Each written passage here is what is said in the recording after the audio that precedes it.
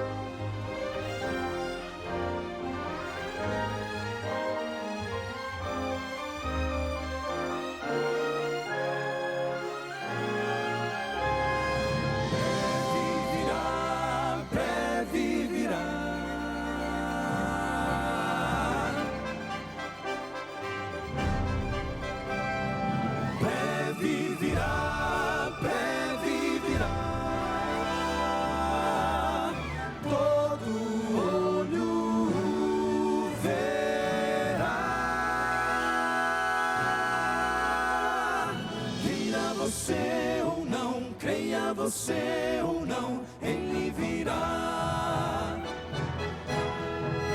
A profecia diz, a palavra diz que ele virá.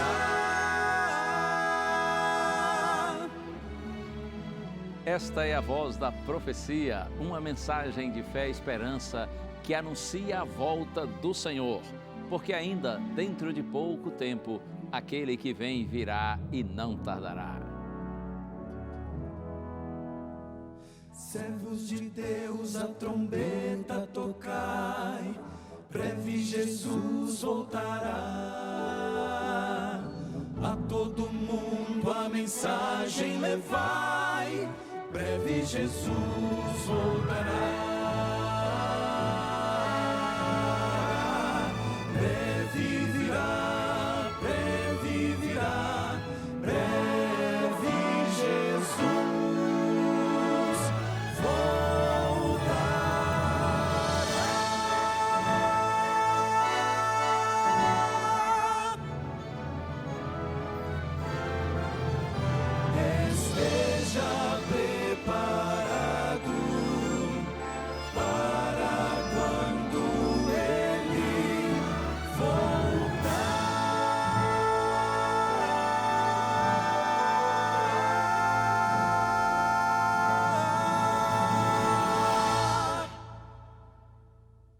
Sempre bom receber você aqui no programa A Voz da Profecia. Essa música linda que você ouviu, do Quarteto Arautos do Rei, foi apenas a primeira, é só o prefixo, porque daqui a pouquinho eles vão cantar mais, para louvar e glorificar o nosso maravilhoso Deus. Você está aqui com a gente, está na TV Novo Tempo, o canal da esperança, no programa A Voz da Profecia, que hoje, inclusive, vai mostrar para você a história da Natália e o Gabriel, dois irmãos. E a gente vai ver a força do exemplo, como o nosso exemplo pode inspirar pessoas muito mais até do que a gente imagina. E eu vou abrir a palavra de Deus, como sempre faço, com muito prazer e alegria, e compartilhar com você também o exemplo de um grande homem, por sinal um homem simples, mas poderoso, que ficou conhecido na história como João Batista, um homem tão brilhante que Jesus disse que de todos os nascidos de mulher, ninguém foi maior do que João Batista. Mas eu quero oferecer também um presente para você, que é esse aqui, o DVD Paulo, o Mensageiro da Cruz. Esse material foi preparado com muito carinho para ser uma luz e uma bênção na sua vida. Aqui no DVD você pode ver que existem 15 temas, todos eles baseados nas cartas de Paulo, são mensagens de Deus para você e para mim. Mensagens que certamente abençoarão muito a nossa vida. Por exemplo, os temas aqui, Paulo e a morte, Paulo e o arrebatamento, Paulo e o anticristo, Paulo e a prosperidade, Paulo e as línguas estranhas, Paulo e a sexualidade, são 15 temas. É só você pedir que a gente lhe manda com muito carinho, vai direto para a sua casa. É só você entrar nas redes sociais aí que você vê no nosso programa, pelos meios apresentados aí, ou então você pede o DVD pelo telefone e estará nas suas mãos para você poder estudá-lo e assim aprender os caminhos do Senhor para a sua vida. Pequeno intervalo e a gente já volta.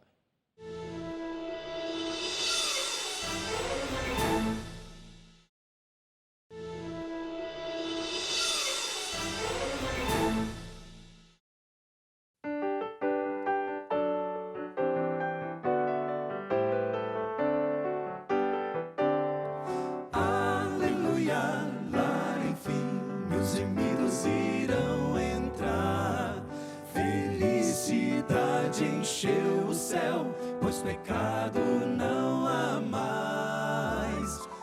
Os portais se abriram lá, e os salvos já vão cantar juntos, aleluia. Lá, enfim, os remidos irão entrar. Vejo o coxo andando e o mudo cantando, está. Não há mais pranto, nem mais dor, todos vêm a Deus louvar. E ao redor do trono do Rei dos Reis, ajoelhados irão cantar juntos, aleluia. Lá, enfim, os remidos irão entrar.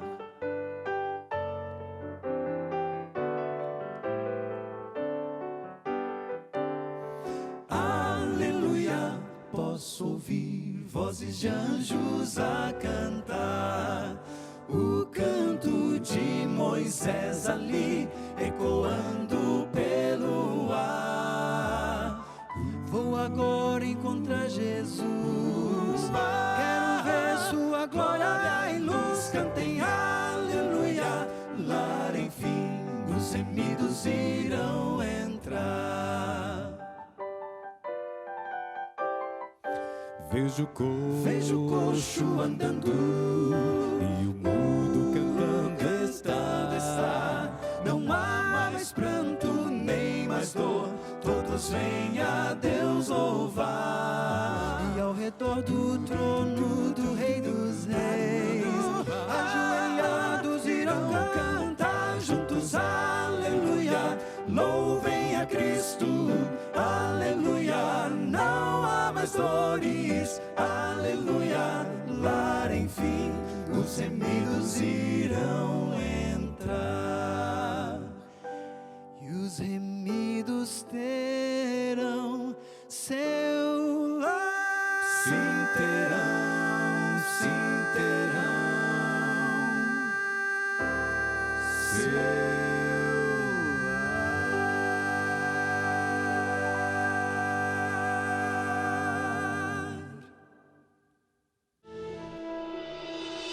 Meu nome é Natália, tenho 26 anos, moro em São Pedro da Aldeia, no estado do Rio de Janeiro, e sou formada em História.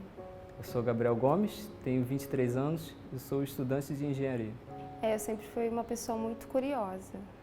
Eu gostava muito de estudar, queria saber o motivo para tudo, porque tudo na vida tem um motivo. Então eu sempre fui de pesquisar e sempre fui de buscar respostas, principalmente na Bíblia.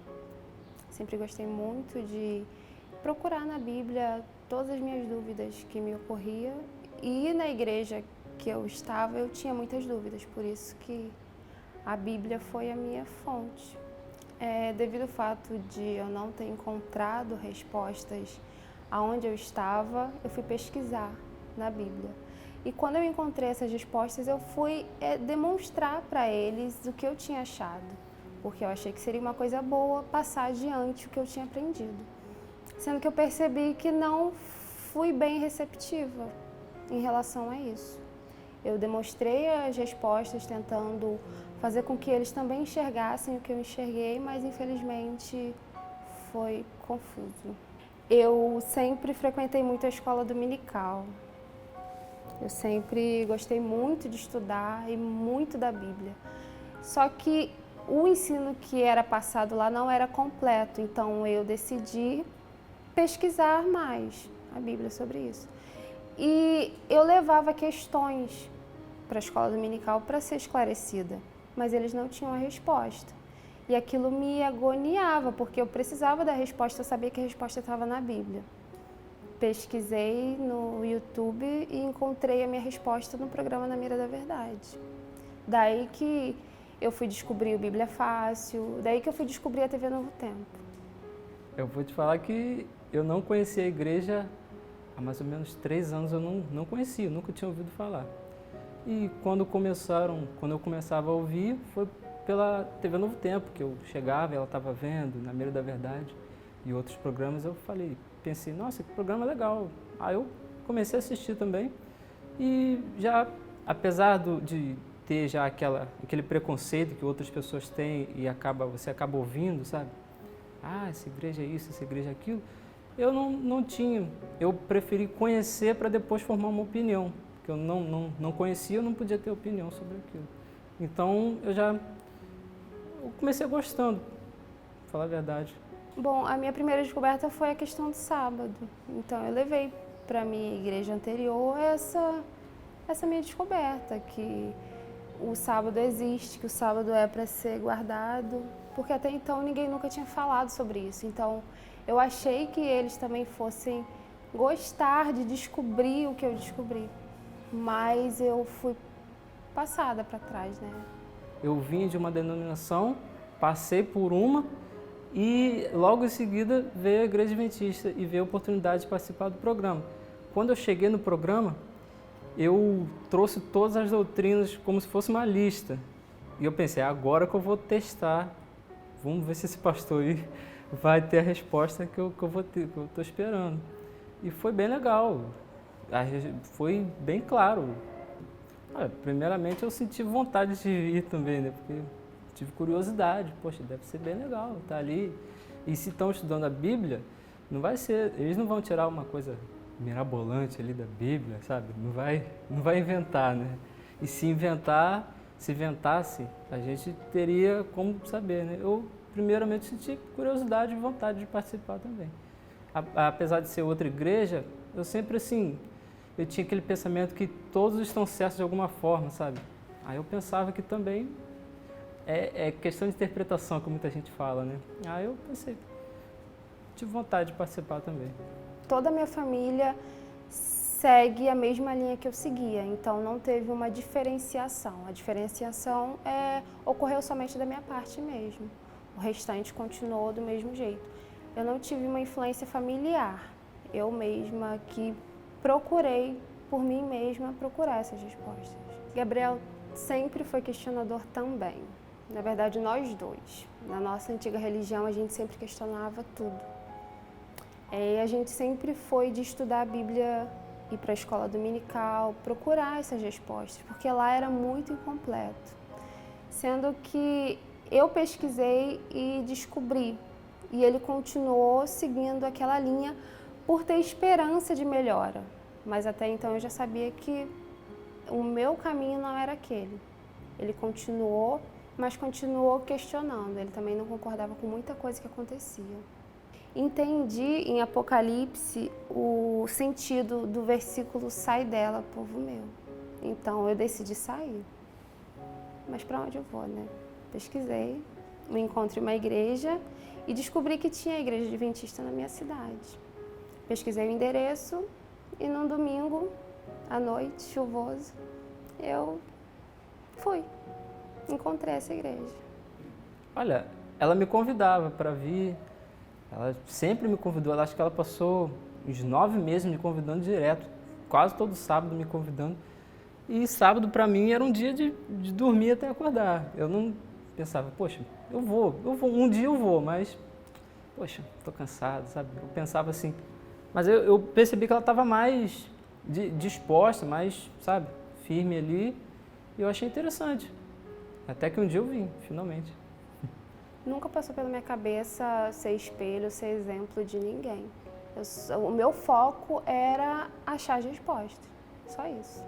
Na verdade, eu depositei toda a minha esperança na igreja, porque eu já tinha vivido isso anteriormente, entendeu? Eu já tinha passado por muita coisa aonde eu vim. E aprendendo com os programas e estudando a Bíblia através desses programas, Eu tive a esperança na igreja, então eu vim muito esperançosa mesmo.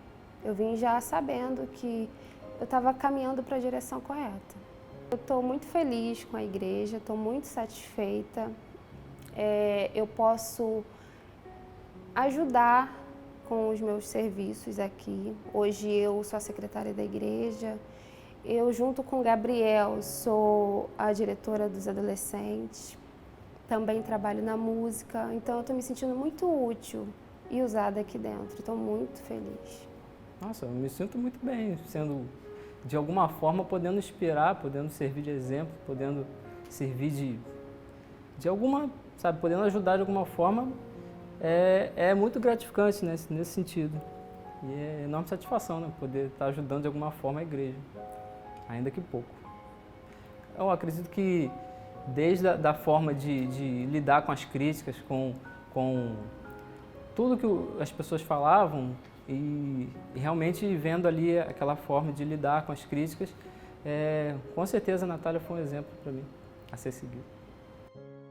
Bênçãos de Deus sobre a Natália, sobre o Gabriel. Parabéns, Natália. Veja aí a força do exemplo, não é? Mesmo sem perceber, ela estava influenciando positivamente o seu irmão mais novo. E na vida é assim mesmo. A gente não nota, né? Mas quantas pessoas nós temos a oportunidade de influenciar todo o tempo. E eu fico pensando da minha responsabilidade aqui nesse programa, sabendo que falo para milhares de pessoas todas as semanas. Eu peço a Deus, por sua misericórdia, que use a mim, o Quarteto Arautos do Rei, que Ele nos use para a sua honra e para a sua glória, e que Deus abençoe muito, muito a sua vida. A gente vai ter um intervalo rápido com algumas mensagens, como sempre acontece aqui na Novo Tempo, e eu volto com você para a gente pensar um pouquinho na história de João Batista, um homem simples, mas poderoso, que influenciou milhares de pessoas e até hoje, pelo exemplo que deixou, continua nos influenciando. Fique aí, estamos juntos.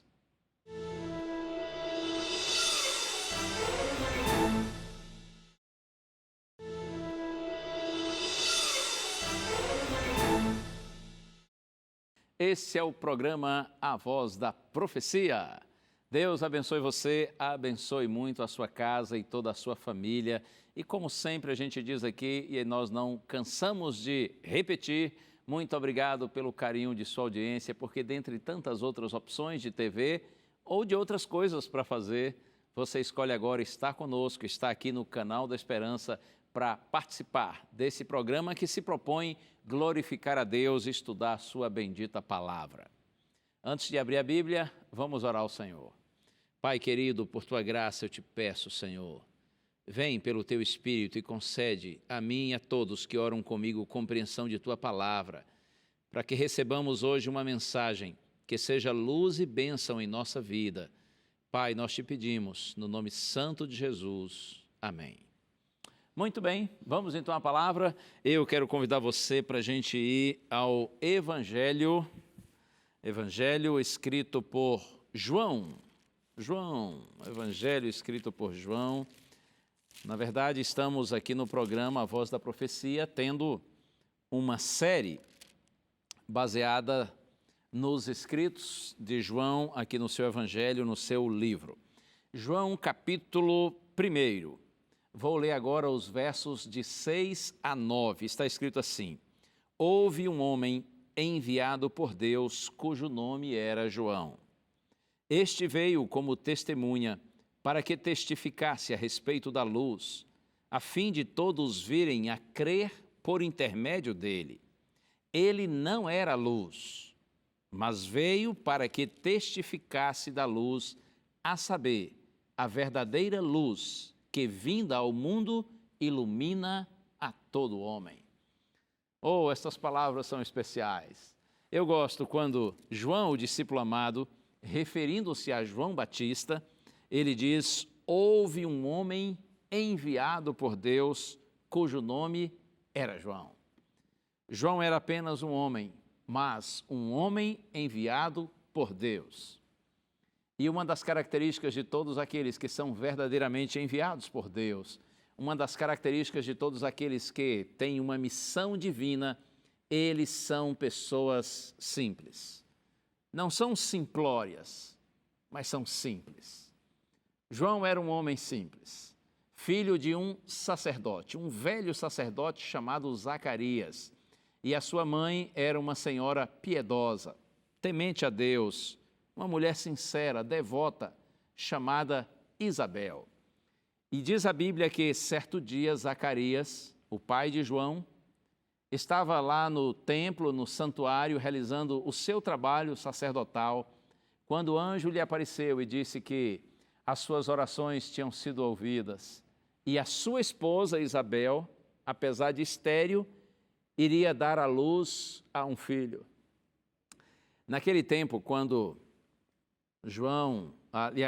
Zacarias e Isabel viviam, e ali na cultura de Israel, uma mulher ser estéril era uma verdadeira calamidade, porque havia um pensamento de que a mulher estéril, ela estava de alguma forma sendo amaldiçoada por Deus, estava sendo castigada por Deus, daí a razão de não poder gerar filhos.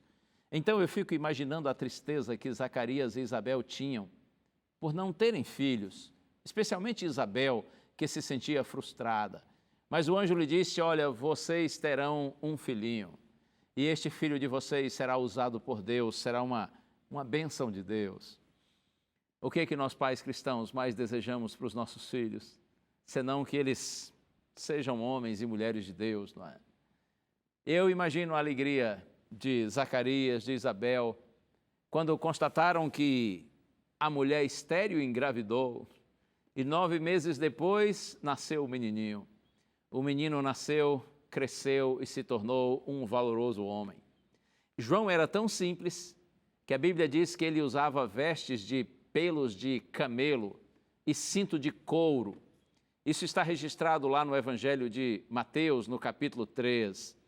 E é dito que João também se alimentava de gafanhotos e de mel silvestre. Um homem simples, mas um homem verdadeiramente de Deus, e enviado para uma linda missão, uma missão grandiosa, a missão de ser o precursor do Messias, do Salvador, do Senhor Jesus Cristo. Eu quero aproveitar e dizer uma coisa que acho muito importante, quero dizer isso para você, mas é claro que isso serve para mim também. Sabe o que é? Não subestimemos as pessoas simples. Elas têm muito mais a oferecer do que o nosso preconceito nos permita perceber. Eu gosto tanto disso que eu vou repetir. Ouça bem, não subestimemos as pessoas simples. Elas podem ter muito mais a oferecer do que o nosso preconceito nos permita perceber. João era simples, muito simples, mas um homem de grande valor e que realizou um grande trabalho. Um homem simples e humilde. Se você ler aqui mesmo no Evangelho de João, capítulo 1 e também no capítulo 3, especialmente esses 2 capítulos, você vai ver quantas coisas lindas estão escritas aí a respeito de João Batista. Certa vez perguntaram para ele assim, quem você é? Diga para nós quem você é. E está escrito que João confessou e não negou. Ele disse, olha, eu não sou o Cristo. Porque muita gente chegou a pensar que ele seria o Cristo, que significa Messias, ungido. Muitos pensaram que João seria aquele que foi aguardado durante séculos em Israel. Então eles disseram, você é o Cristo, e João confessou e não negou. Ele disse, eu não sou o Cristo. Então disseram assim, você é Elias, o profeta Elias que ressuscitou. João disse, não, eu não sou Elias. Então disseram assim, então você é algum outro profeta? Que profeta você é? Qual foi dos profetas antigos que foi ressuscitado? Afinal de contas, que profeta você é? João disse assim, não, eu também não sou. Ora, como você não é? Quem você é afinal? O que você diz? Eles perguntaram, a respeito de você mesmo. Ora, você precisa ser alguém. Quem você é? Você sabe que nesse negócio de ser alguém, eu me lembro da minha filha, a mais velha, a Kathleen. Ela trabalha aqui na Novo Tempo, acho que há uns 5 ou 6 anos, e ela me disse uma vez, eu nem trabalhava aqui ainda, mas um dia nós estávamos conversando por telefone, e ela me disse assim, pai, eu estava andando pelos corredores da Novo Tempo e vi que havia uma caravana aí de pessoas de senhores e senhoras, assim, gente da terceira idade, passeando pela Novo Tempo, conhecendo a Novo Tempo, e ela disse, pai, em determinado momento eu me encontrei com a senhora no corredor e ela me parou e ela me olhou assim de baixo para cima, de cima para baixo e me olhava nos olhos, então ela me disse assim, você é alguém? Você é alguém? Na verdade ela queria dizer assim, você é apresentadora aqui na Novo Tempo? Não é? Estava tentando identificá-la, mas foi dessa maneira, assim, você é alguém? E ela disse, pai, eu fiquei assim tão sem graça, porque eu disse para ela, não, eu não sou ninguém. Bom, se a senhora quer saber se eu sou apresentadora aqui da Novo Tempo, eu não sou, mas essa maneira de abordar foi estranha, não é? Você é alguém? Como que se não apresenta programa, então não é ninguém? Oh, isso é um absurdo.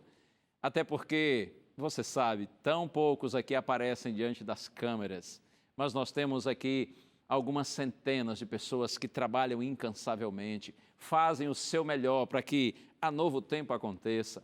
Agora mesmo eu estou falando aqui, só eu estou aparecendo diante da câmera, mas aqui dentro do estúdio há vários amigos que estão comigo e eles estão fazendo com sinceridade o melhor que podem. Lá em cima no switcher tem mais gente trabalhando também, é muita gente, todo mundo que é alguém fazendo algo para Cristo, para a honra e glória do Senhor. Mas perguntaram para João assim, e aí, quem é você? Você tem que ser alguém. E sabe qual foi a resposta de João? Ele disse assim, eu sou a voz que clama no deserto. Como disse o profeta Isaías, endireitai o caminho do Senhor. Oh, eu acho tão lindo isso. João diz assim, olha, eu sou apenas uma voz, eu sou uma mensagem. Não fiquem impressionados com o mensageiro, porque o que mais importa é a mensagem e não o mensageiro. Se vocês querem saber se eu sou alguém, então eu digo para vocês, eu sou a voz que clama no deserto. E a mensagem dessa voz é esta, endireitai o caminho do Senhor. Que lindo, não é? Que homem humilde. Estas palavras de João me fazem lembrar Paulo.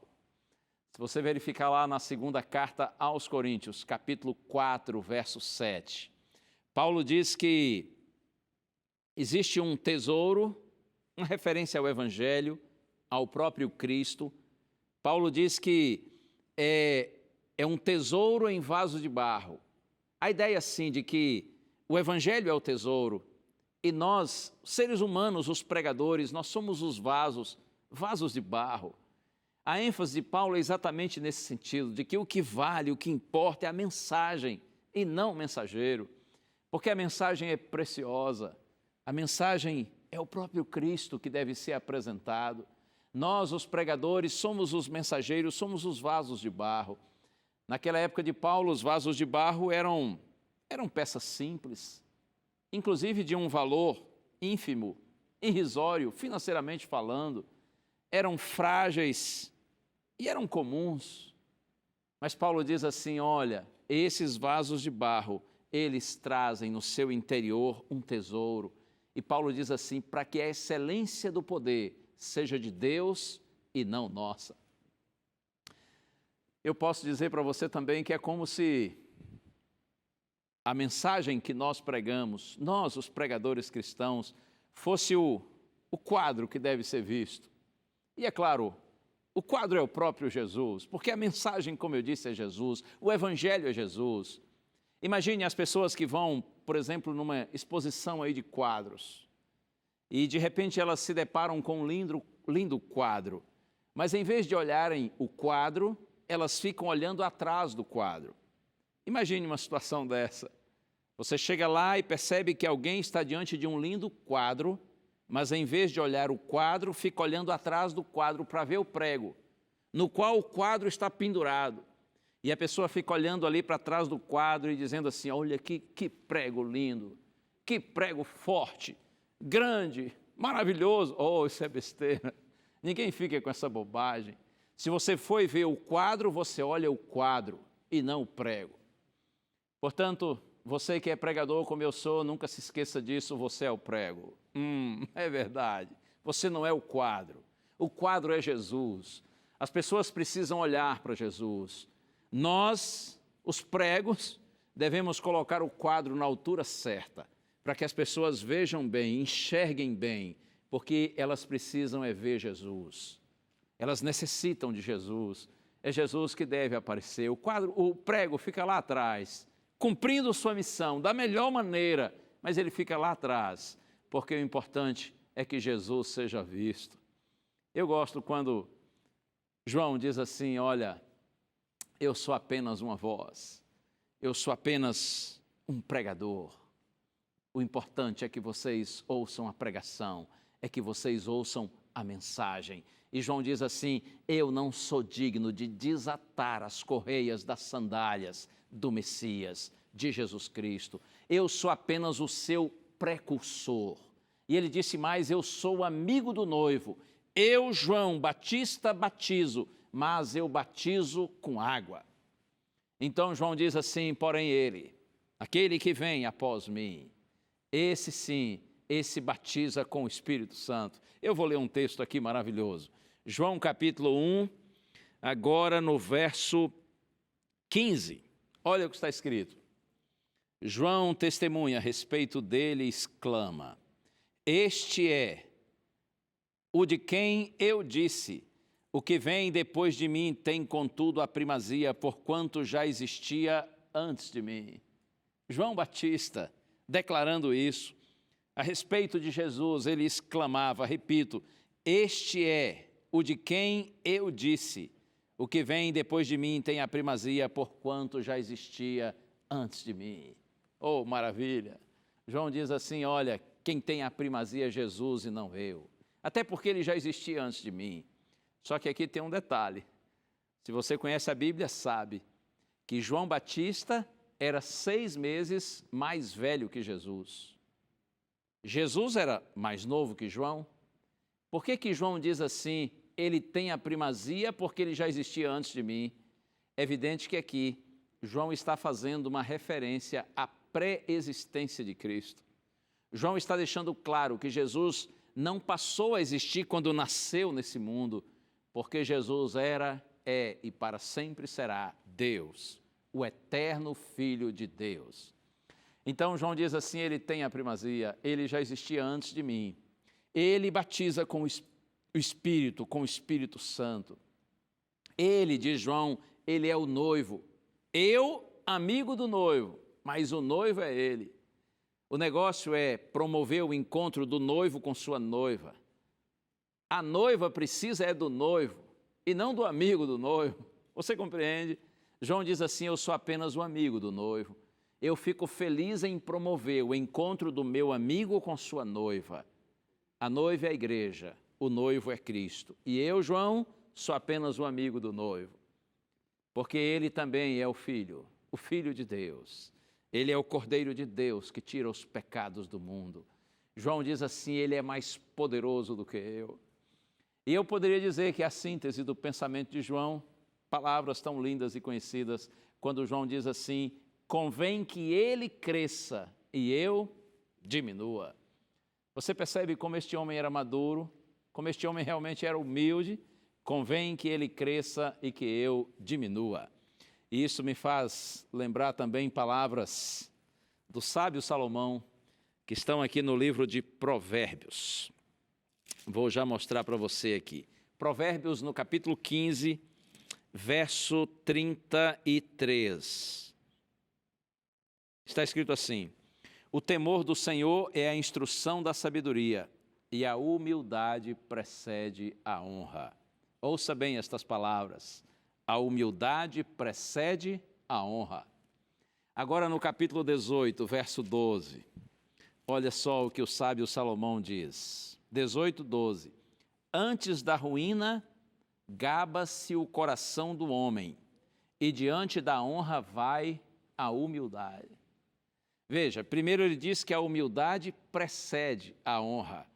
Agora Salomão diz que a humildade vai adiante, vai à frente da honra. Significa que antes e depois da honra, cabe muito bem uma atitude de humildade. O homem mais honrado deve ser também o mais humilde. Uma vez eu vi um pensamento simplesinho, do qual nunca mais me esqueci, diz assim: quanto mais o bambu cresce, mais ele se curva, mais ele se inclina.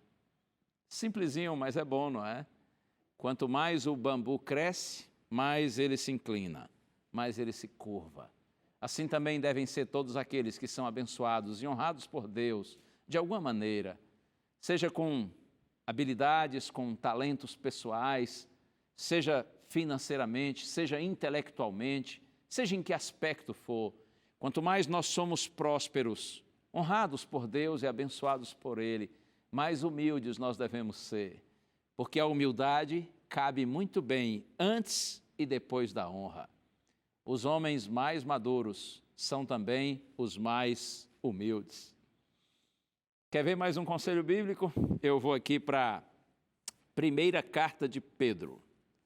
Primeira carta de Pedro já está aqui marcada na minha Bíblia.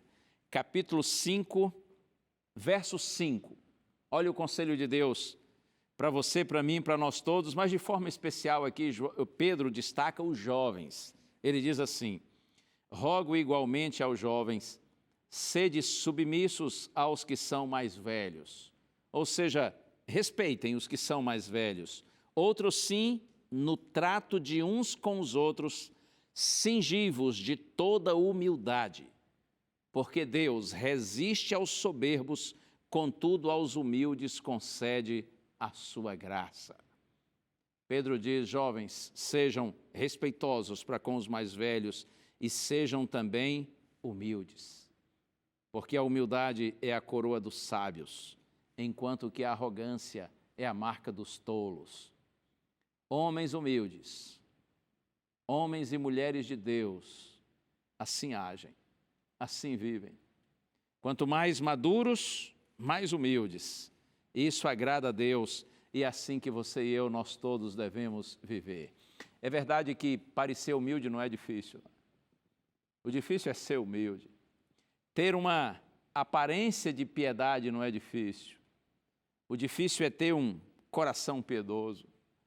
Eu me lembro quando estudante de teologia, lá em São Paulo, no UNASP, campus de São Paulo, eu tinha um amigo que gostava de brincar, e realmente ele falava apenas por brincadeira, porque ele não era arrogante, mas ele brincava e dizia assim: olha, eu sou tão humilde que estou decidido a escrever um livro sobre a minha humildade.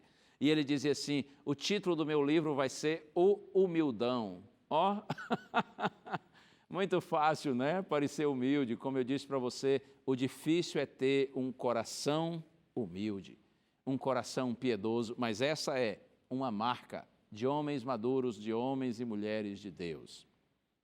Mas sabe de uma coisa? João Batista, além de ser um homem simples e humilde, ele também era muito corajoso. João anunciava o Cristo e denunciava o pecado. Quando você vê as palavras de João que estão registradas aqui no Evangelho, você percebe que eram palavras claras, incisivas e convincentes. João denunciava a corrupção nacional e ele repreendia os pecados dominantes que caracterizavam aquela geração, os seus contemporâneos e também conterrâneos. João, eu posso dizer para você que não era um homem politicamente correto, mas ele era biblicamente correto. Seu compromisso era ser fiel a Deus, ao chamado que Deus lhe fez, à palavra do Senhor. João não veio para agradar, mas para advertir. Ele chamava ao arrependimento e, como símbolo de purificação, ele batizava as pessoas que atendiam ao seu chamado, ele as batizava no Rio Jordão. João, eu posso dizer que confortava os incomodados, mas incomodava os conformados. Foi por isso que ele foi preso e finalmente foi condenado de forma injusta, não é?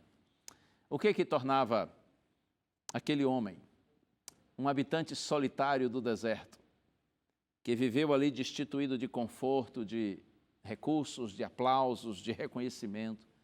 O que tornava aquele homem tão convicto, tão motivado, tão eloquente? Eu faço essa pergunta e não tenho dificuldade de encontrar a resposta. O que fez com que João fosse o que ele foi, vivesse como viveu, foi a sua relação com Deus. Foi a presença de Deus nele que fez de João um homem poderoso, um eloquente e destemido pregador, como foi. É a comunhão com Deus que nos faz assim, que faz a gente perseverar na vontade de Deus, mesmo diante dos reveses, das dificuldades, das incompreensões e até das perseguições. Mas olha, João era apenas um homem. João não era uma máquina. João não era um super-homem. E é bom saber que Deus prefere homens a máquinas. Deus sabe que os homens estão sujeitos a alegrias e também a tristezas. Quantas vezes nós vivemos momentos assim de euforia, de realização, mas também de frustração, de decepção. Nós todos, seres humanos, por mais cristãos que sejamos e procuremos ser fiéis a Deus, nós estamos sujeitos a certezas e a dúvidas. E se você for ao Evangelho de Mateus, no capítulo 11, você vai ver que João Batista, mesmo esse grande homem de Deus, também teve seus momentos assim de dúvidas.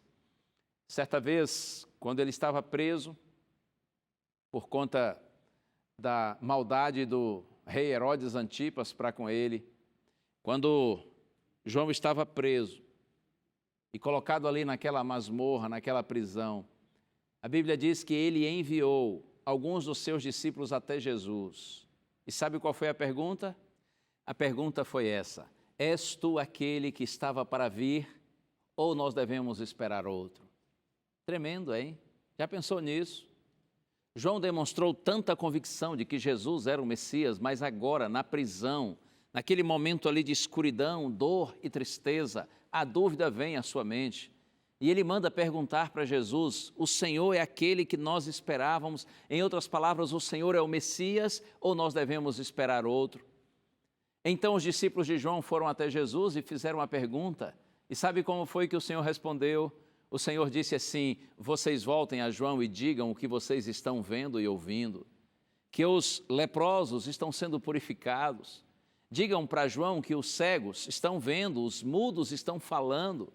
Digam para João que aleijados estão andando e até mortos estão sendo ressuscitados. Digam para João que o Evangelho está sendo pregado aos pobres. Digam para ele. Então os discípulos de João saíram com essa mensagem e Jesus se voltou para a multidão que estava ao seu lado e disse assim: o que foi que vocês saíram para ver no deserto?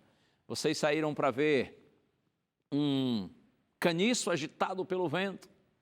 Vocês saíram para ver um homem bem vestido? Jesus disse: não, os que estão assim estão lá nos palácios. Vocês saíram para ver um profeta? Pois eu digo para vocês, muito mais do que profeta. Porque de todos, disse Jesus, os nascidos de mulher, ninguém apareceu maior do que João. E nessa hora os judeus devem ter pensado assim: ora, nem mesmo Abraão, o patriarca Abraão, o pai da fé, nem mesmo Abraão foi maior do que João. Jesus está dizendo que nem mesmo Moisés, o grande libertador, o grande líder, ou quem sabe Davi, o magnífico rei Davi, nenhum destes homens, disse Jesus, foi maior do que João Batista. Mas você conhece o final da história de João? Está escrito que ele foi preso e era aniversário do rei, e o rei então resolveu fazer uma festa e Herodias, que era a mulher do rei, que na verdade era mulher do irmão do rei, Filipe, só que o rei tomou a sua cunhada para ser sua esposa. Isso foi condenado por João, daí a razão porque Herodias, a mulher de Filipe, que agora estava com o rei Herodes, ela ficou enfurecida com João Batista por denunciá-la, denunciar o pecado deles, e então João foi lançado na prisão. E houve um dia quando havia aniversário do rei Herodes, uma festa, a filha de Herodias dançou para Herodes, Herodes ficou encantado com a menina e com a dança e disse assim: peça-me o que você quiser e eu lhe darei até metade do meu reino. Olha, que bobagem. E aí a garota foi e perguntou à mãe o que ela deveria pedir, E Herodias disse assim: peça a cabeça de João Batista numa bandeja. A garota voltou para o rei e fez o pedido. O rei ficou triste, constrangido, mas não poderia negar, porque ele disse que atenderia o que fosse solicitado. Então, em Marcos capítulo 6, verso 27, eu acho esse texto tão triste. Está escrito assim que o executor foi, sob ordem do rei Herodes, e decapitou João no cárcere. Simplesmente assim. O executor foi e o decapitou. Um homem tão extraordinário. Sabe qual é a aplicação que eu faço? E a mensagem desse texto para você e para mim é que nós, filhos de Deus, não devemos esperar glória nesse mundo. A nossa glória não é já. Paulo diz em Romanos capítulo 8 que nós todos somos considerados como ovelhas para o matadouro. Em todas estas coisas, porém, diz Paulo, nós somos mais que vencedores por meio daquele que nos fortalece. Porque eu estou bem certo, ele diz, de que nem a vida, nem a morte, nem anjos, nem principados, nem coisas do presente, nem do porvir, nem altura, nem profundidade, nem qualquer outra criatura poderá separar-nos do amor de Deus que está em Cristo Jesus, nosso Senhor. Compreenda isso, todos precisamos saber disso. Nós, filhos de Deus, não estamos vivendo na hora da coroa, da glória. Nós estamos vivendo na hora da cruz, do sacrifício. Mas precisamos saber que a história não acabou. Um dia nosso Senhor vai trocar a nossa cruz pela coroa de glória e nós estaremos juntos para sempre com o Senhor. Quando você contemplar um filho de Deus morto aí num caixão e sendo sepultado, não pense que a história dele acabou, porque a palavra de Deus diz que todos os que morrem em Cristo, com Cristo serão ressuscitados, e um dia nós estaremos juntos para sempre com o Senhor. A história de ninguém, nem dos justos nem dos ímpios, acaba num caixão, mas especialmente a história dos justos terá um final extraordinário. Um final que, na verdade, não vai ser final. Um final que será o começo de uma vida muito melhor e maravilhosa pela graça do nosso Senhor.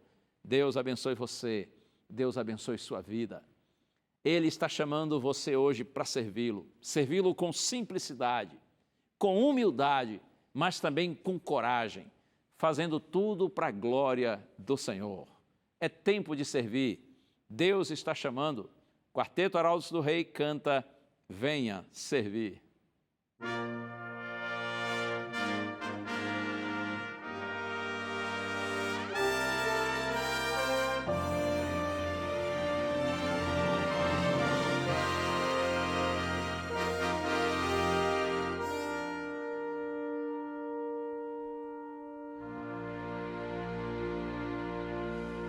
Deus nos chama para servir e o seu nome proclamar, levando o evangelho a cada bairro e a cada lar. Procura homens de valor, de fé e comunhão, de coração repleto do puro amor cristão.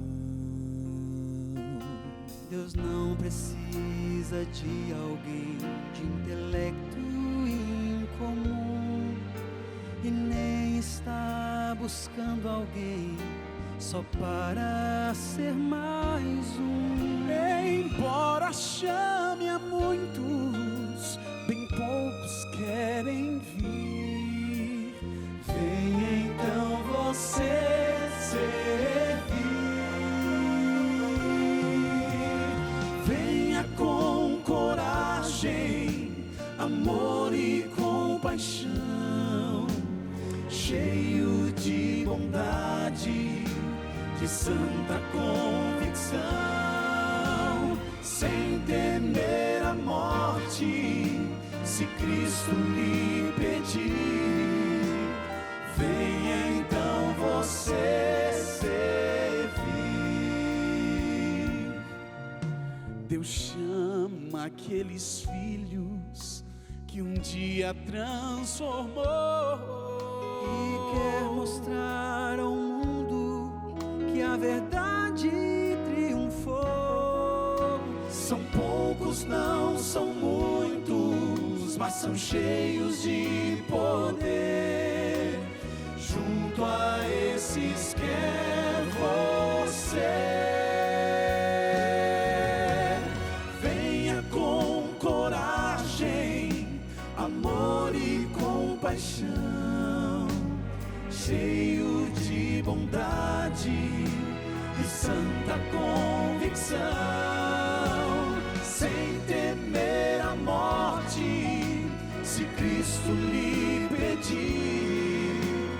Venha então você servir. Venha com coragem, amor e compaixão, cheio de bondade e santa convicção, sem temer a morte, se Cristo lhe pedir. Venha então você servir. Venha então você servir. Venha então você servir.